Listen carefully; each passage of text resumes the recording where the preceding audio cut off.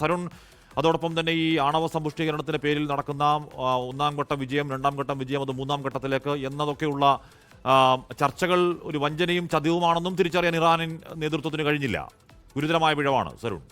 ഹാഷ്മി, കഴിഞ്ഞ വർഷം ജൂൺ മാസത്തിൽ നടത്തിയ ഇറാനെതിരെ ഇസ്രായേലും അമേരിക്കയും നടത്തിയ 12 ദിന യുദ്ധം അത് വ്യക്തമായ ലക്ഷ്യമില്ലെന്നും അത് പൂർണ്ണാർത്ഥത്തിൽ അത് ഫലം കണ്ടില്ലെന്ന വിമർശനം അന്ന് തന്നെ ഉയർന്നിരുന്നു. പക്ഷേ ആ യുദ്ധത്തിൽ ഇറാനിൽ നിന്ന് നിർണായക രഹസ്യങ്ങൾ ശേഖരിക്കാൻ അമേരിക്കൻ രഹസ്യാന്വേഷണ സംഘടനയായ CIA-ക്കും അതുപോലെ തന്നെ ഇസ്രായേലിന്റെ മൊസാദിനും കഴിഞ്ഞു. ഈ റിപ്പോർട്ടുകൾ ഇന്നലെ പുറത്തു വന്നിരുന്നു. ഇതുമായി ബന്ധപ്പെട്ട കൂടുതൽ വിവരങ്ങളാണ് അമേരിക്കൻ മാധ്യമങ്ങൾ ഇപ്പോൾ പുറത്തുവിടുന്നത്. ആ യുദ്ധത്തിൽ കഴിഞ്ഞ വർഷം ജൂൺ മാസത്തിൽ ഇറാന്റെ ഉന്നതർ ബങ്കറിൽ ഒളിവിലിരുന്നപ്പോൾ പോലും അവരിൽ നിന്നും രഹസ്യങ്ങൾ മൊസാദിനും അതുപോലെ തന്നെ CIA-ക്കും തത്സമയം ലഭിച്ചു എന്നുള്ള വിവരമാണ് ഇപ്പോൾ പുറത്തു വരുന്നത്. ഈ ഉന്നത നേതാക്കളുടെയും അതുപോലെ തന്നെ സൈനിക ഉദ്യോഗസ്ഥരുടെയും അംഗരക്ഷകരുടെ കയ്യിലുള്ള ഫോണിൽ നിന്ന് ഇസ്രായേലും അമേരിക്കയും തത്സമയം വിവരങ്ങൾ ചോർത്തിയിരുന്നു എന്നുള്ള വിവരങ്ങളാണ് പുറത്തു വരുന്നത്. ഇസ്രായേലിന്റെ ട്രാക്കിംഗ് പിന്നീട് ഇറാനിയൻ ഉദ്യോഗസ്ഥർ തിരിച്ചറിയുകയായിരുന്നു. ഈ സുരക്ഷാ വീഴ്ചയിൽ ആയത്തുള്ള അലി ഖമനയി പൂർണ്ണ തോതിൽ അസ്വസ്ഥനായിരുന്നു എന്നുള്ള റിപ്പോർട്ടുകളും പുറത്തു വരുന്നുണ്ട്. ഈ ചാരന്മാരെ കണ്ടെത്താൻ ഇറാനിയൻ അവരുടെ രഹസ്യ സംഘത്തെ നിയോഗിച്ചു.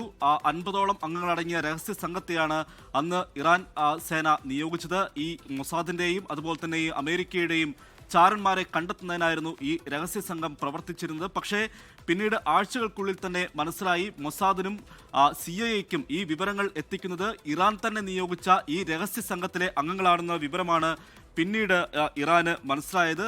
പിന്നീട് ഇതിന് പ്ലാൻ ബി ഒരുക്കാൻ പിന്നീട് സാഹചര്യങ്ങൾ വഷളായി.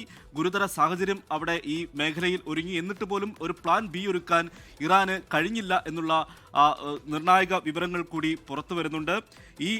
ഈ സംഘർഷ നാളുകളിൽ ഇവരുടെ ഈ ആയത്തുള്ള അലി ഖമനയിയെ സുരക്ഷിത കേന്ദ്രങ്ങളിലേക്ക് മാറ്റാൻ പോലും ഇറാൻ ശ്രമിച്ചില്ല. മൊസാദിനും CIA-ക്കും ഇതേ സമയം ഇവരുടെ ഓരോ ചലനങ്ങളും തത്സമയം കൃത്യമായി ലഭിച്ചുകൊണ്ടിരുന്നു.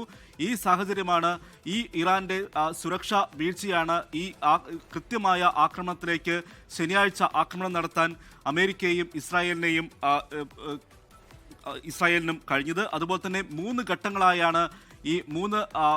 ഘട്ടങ്ങളായാണ് ഈ ഇസ്രായേലും അമേരിക്കയും ഈ മിഷൻ ശനിയാഴ്ച പൂർത്തീകരിച്ചത് അല്ലെങ്കിൽ ആക്രമണം നടത്തിയത് എന്നുള്ള വിവരങ്ങളുടെ വിശദാംശങ്ങൾ കൂടി പുറത്തു വരുന്നുണ്ട്. ഇത്തവണ ആദ്യം തന്നെ ലക്ഷ്യമിട്ടത് ആയത്തുള്ള അലി ഖമനയിയെ തന്നെയായിരുന്നു.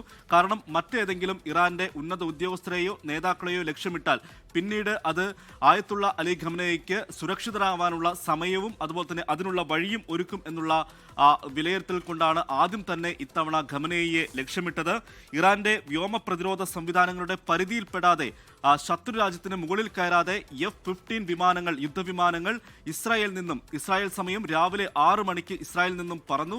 അത് 2 മണിക്കൂറിന് ശേഷമാണ് ഈ ലക്ഷ്യസ്ഥാനത്തേക്ക് ആക്രമണം നടത്തിയത്. ഇതേ സമയം ഇറാനിൽ ഈ ഉന്നത ഉദ്യോഗസ്ഥരും ഖമനയിയും അവരുടെ ഓഫീസുകളിലെത്തുന്ന സമയമായിരുന്നു.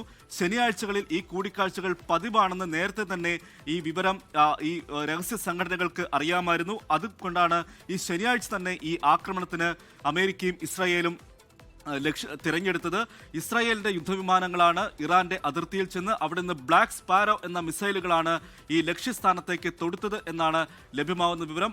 Black sparrow, blue sparrow, silver sparrow എന്നീ 3 തരം ബാലിസ്റ്റിക് മിസൈലുകളാണ് ഇസ്രായേലിന്റെ കയ്യിലുള്ളത്. അതിനാൽ തന്നെയും ഇതിൽ ബ്ലാക്ക് സ്പാരോ എന്നുള്ള മിസൈലാണ് ബാലിസ്റ്റിക് ഇസ്രായേൽ തിരഞ്ഞെടുത്തത്. കൃത്യമായ ലക്ഷ്യത്തിലേക്ക് എത്തുന്ന മിസൈലുകൾ അങ്ങനെ ഈ അമേരിക്കയുടെയും ഇസ്രായേലിന്റെയും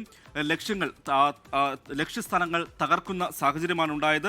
തൊട്ടു പിന്നാലെ ടെഹ്റാനെ സംരക്ഷിക്കുന്ന മിസൈൽ വേദ സംവിധാനങ്ങൾ തകർക്കുന്ന ഘട്ടത്തിലേക്ക് ഇസ്രായേൽ പോയി. അവരുടെ മിസൈൽ വേദ സംവിധാനങ്ങൾ പലയിടത്തും തകർത്തു.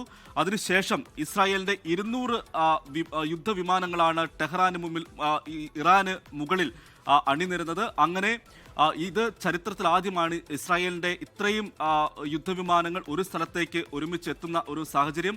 ഇതിനു മുമ്പ് 67 യുദ്ധത്തിലായിരുന്നു 12 യുദ്ധവിമാനങ്ങൾ ഒഴികെ ബാക്കി എല്ലാ യുദ്ധവിമാനങ്ങളും യുദ്ധരംഗത്തേക്ക് ഇസ്രായേൽ അന്നാണ് ഇറക്കിയതിന് ശേഷം ഇസ്രായേൽ ഇത്രയും വിപുലമായ വ്യോമ സംവിധാനങ്ങൾ ഒരു രാജ്യത്തിന് മേൽ എത്തിക്കുന്നത് ഇങ്ങനെ ചരിത്രത്തിൽ ഇതാദ്യമായിട്ടാണ്. ഇസ്രായേൽ ആക്രമണം തുടങ്ങി അരമണിക്കൂറിനകമാണ് അമേരിക്കയും ഈ സംഘത്തോടൊപ്പം ചേർന്നത്. അമേരിക്ക കിഴക്കൻ ഇറാനിലാണ് ആക്രമണങ്ങൾ നടത്തിയത്. അതേസമയം ഇസ്രായേൽ പടിഞ്ഞാറൻ ഇറാനിലും കേന്ദ്രീകരിച്ചു.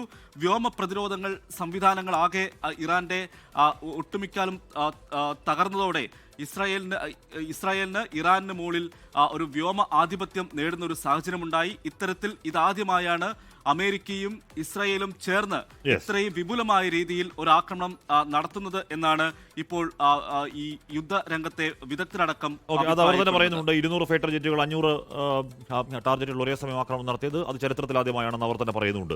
ലോകത്തെവിടെയായാലും ഏത് സമയത്തും 24 വാർത്തകളും ഓഗ്മെന്റഡ് റിയാലിറ്റി പാക്കേജുകളും എക്സ്പ്ലെയിനറുകളും വിശദമായി കാണാൻ ഞങ്ങളുടെ യൂട്യൂബ് ചാനൽ നിങ്ങൾക്ക് സബ്സ്ക്രൈബ് ചെയ്യാം.